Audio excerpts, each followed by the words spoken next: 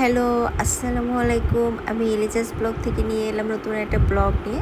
আশা করি আল্লাহর অশেষ রহমতে আপনারা সবাই অনেক বেশি ভালো আছেন। রামাদান মোবারক। আপনাদের সবার রামাদান কেমন চলছে? ২৭শে রোজা আজকে এবং ২৭শে রাত পড়ে গেছে। রোজা তো দিনে হবে, এখন তো রাত ১২টার পরে আমি কণ্ঠ দিচ্ছি। ইনশাল্লাহ আমি সকালের দিকে আপলোড করে দিব। তো এটা আমি কয়েকদিনের ব্লগ, কয়েকদিনের আসলে একটু একটু করে ভিডিও করা একসাথে শেয়ার করব। তো এই তো আপনাদের সাথে শেয়ার করলাম। এর মাঝে নামাজ রোজা দুইটা বাচ্চাকে নিয়ে আমি সারাটা দিন একটুও ঘুমাতে পারি না, কারণ আমার বড় ছেলেটা ঘুমাতে চায় না, তো ওকে একটু সময় দেওয়া লাগে, যার কারণে হচ্ছে ঘুমাতে পারি না। আর বড় ছেলেটা এখনও অনেক ছোট, ও কী করে এটা নষ্ট করে ওইটা নষ্ট করে, একটু আগুন ধরিয়ে দেয়। সব কিছু মিলিয়ে ওকে অনেক চোখে চোখে রাখতে হয়, এখনও অতটা বুঝে না। তাই আসলে বাচ্চাদের পিছনে অনেক পরিশ্রম করতে হয়। আবার ছোটোটা এখনও অত দুষ্টুমি করে না, বাট সেও টুকটাক করে। কিন্তু বড় ছেলেটা কি করে, বাথরুমে গিয়ে সাবান গুলিয়ে ফেলে, শাওয়ার জেল নষ্ট করে ফেলে, শ্যাম্পু ফেলে দেয়, কন্ডিশনার ফেলে দেয়। কার কার বাচ্চা এমন করে আমাকে জানাবেন। তো এই যে এটা হচ্ছে ফালুদা। তো সুন্দর মানে কি বলে, রোজার পরে, মানে রোজা দিনে এখন তো অতটা গরম না, বাট ইফতারিতে যদি যারা সারাদিন রোজা রাখে তারা জানে যে ইফতারিতে একটু ঠান্ডা জিনিস, ঠান্ডা শরবত খেলে কতটা মজা লাগে। আর এটা হচ্ছে আমি আমার আপনার বাবুর জন্য পাস্তা নিয়েছিলাম, হচ্ছে ক্যাপিটাল লেটার, মানে ABCD এইরকম টাইপের অক্ষরের। তারা এটা অনেকেই খেয়েছে। তো এই পাস্তাটা আমার ছেলে পাস্তাই পছন্দ করে না, ও শুধু চিকেন পছন্দ। তো ওকে আর করে দেওয়া হয়নি। তো আমি ভাবলাম নষ্ট হয়ে যাচ্ছে, বাসায় রান্না করি, তো পাস্তা রান্না করেছিলাম। আর এটা অন্য আরেক দিন। হ্যাঁ, আজকেও আমরা হচ্ছে ফালুদা বানাবো। ফ্রুটসগুলো কেটে রেখেছি, আপনার পাপা যখন খাবে মিক্স করে খাবে। এদিকে দেখেন অনেক খাবারের আইটেম চলে এসেছে। তো এই তো আসলে অনেকেই বলবেন যে এত ভাজা পোড়া খেলে তো আপনি অসুস্থ হবেনই, কিন্তু আমি সত্যি কথা বলতে আমি কিন্তু এগুলা কিছুই পছন্দ করি না। আমার বাচ্চারা চিকেন অনেক পছন্দ করে, ওরা অনেক যে খায় তা না, একটু একটু আর কি মুখে দেয়। আমাদের সাথে যখন ইফতারি করে আপনাদের পাপাও অনেক পছন্দ করে। আর আমি সত্যি কথা, আমি এত খাবার বেছে খাই, তারপরে কিভাবে আমি অসুস্থ হয়ে যাই আমি সত্যি জানি না।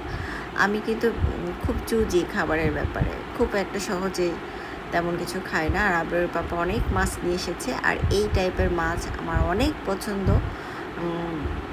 আমার ব্লগ যারা দেখে তারা জানে আবরারের পাপা সব সময় এই টাইপের মাছ এনে দেয়, এবং সবগুলো কিন্তু কাটা থাকে, আমাকে কখনো কাটতে হয় না। আমি জাস্ট একটু একবার ওয়াশ করে বক্সে বক্সে করে মাছগুলোকে রেখে দিব। আর তাজা কিছু মাছ রান্না করতেই হয়, কারণ আমার হাজব্যান্ড এত কষ্ট করে মাছগুলো নিয়ে এসেছে। অবশ্য বলে দেয়, ও পরিচিত হয়ে গিয়েছে, ওদেরকে বলে দিলে ওরাই বাসায় আর কি মাছগুলো পাঠিয়ে দেয়। তো এই যে আমি মাছ রান্না করে দিলাম আবরারের পাপাকে। এই তরকারিটা এত মজা হয়, আর এই তরকারিটা রান্না শিখেছি আমি আবরারের পাপার কাছ থেকে। এইটা অন্য আরেক দিনের ব্লগ ছিল, এইটা আমি ফেসবুকে অলরেডি পোস্ট করে দিয়েছিলাম। মাঝে একটু বৃষ্টি হয়েছিল, তখন আমরা খিচুড়ি তারপরে গরু মাংস রান্না করেছিলাম, এইটাও আমি দিয়ে দিলাম এই ব্লগে। তো ইফতারিতে আসলে চেঞ্জিং তো থাকেই। আর সত্যি কথা বলতে আমি খুবই সাদামাটা খেতে পছন্দ করি, থাকতে পছন্দ করি, কিন্তু কেন যে আমি লাস্টের দিকে কি হয়েছে, ভোর রাতে আমি একটু মুরগি মাংস দিয়ে ভাত খেয়েছিলাম। আমি যখনই রোজা রাখি আমি কখনোই মাছ মাংসটা খাই না। ছোটো মাছ রান্না করলে একটু খাই, আর তাছাড়া আমি কি করি, ভর্তা ভাত, ধরেন সবজি ভাজি এই টাইপের বা ভর্তাই আমি বেশি একটা পছন্দ করি।